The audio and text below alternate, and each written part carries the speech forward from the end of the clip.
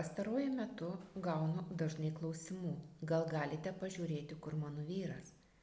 Gal galite pažiūrėti, ar jis turi kitą moterį? Gal galite pažiūrėti, su kuo jis leidžia laiką ir kodėl nenori su manimi bendrauti? Ir žinote ką? Net jeigu aš ir pažiūrėčiau, kur jis yra, su kuo jisai, ką jis veikia, ar tai išspręstų problemą? Kaip manote jūs?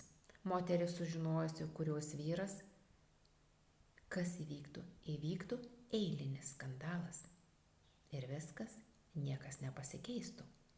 Nes problema būna dažniausiai ne ten, kur jisai būna, kodėl jisai nebūna namuose.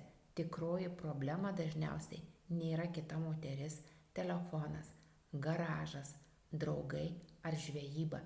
Tikroji problema yra priežastis, dėl kurio žmogus nenori būti namuose, nenori artumų, nenori pokalbių, nenori santykių.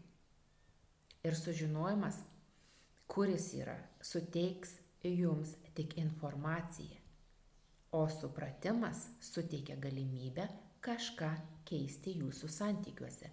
Todėl man daug įdomesnis klausimas ne kur jis yra, o kodėl jis ten yra, kur yra, nuo ko jis bėga, ko jam trūksta, kokios emocijos kaupiasi santykiuose, tarpusavio santykiuose, kodėl tarp žmonių dviejų atsirado atstūmimo jausmas.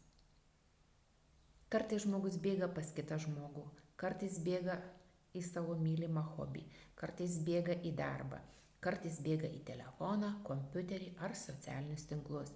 Bet beveik visada jis bėga nuo kažkokios vidinės būsenos.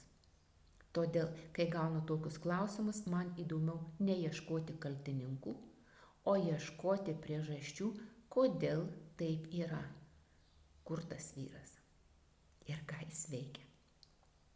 Šiandien gavau labai panašų klausimą iš vienos moters taip pat. Jei jis sutiks, jo situaciją nagrinėsime viešai ir pažiūrėsime ne tik, kur vyras būna, bet kodėl santykiuose atsirado toksai scenarius. Nes kartais vienas teisingas kodėl duoda daugiau naudos nei 10 atsakymų kur. Taigi, jeigu jums įdomu tokios temos, rašykite, ką norėtumėt, kad panagrinėtumėm kartu viešai ir mes tai padarysim, nes bus visiems tai naudinga sužinoti ir gal tai atitiks jūsų situacijas ir jas galėsite prisitaikyti savo asmeniškai. Tad iki kitų susitikimų.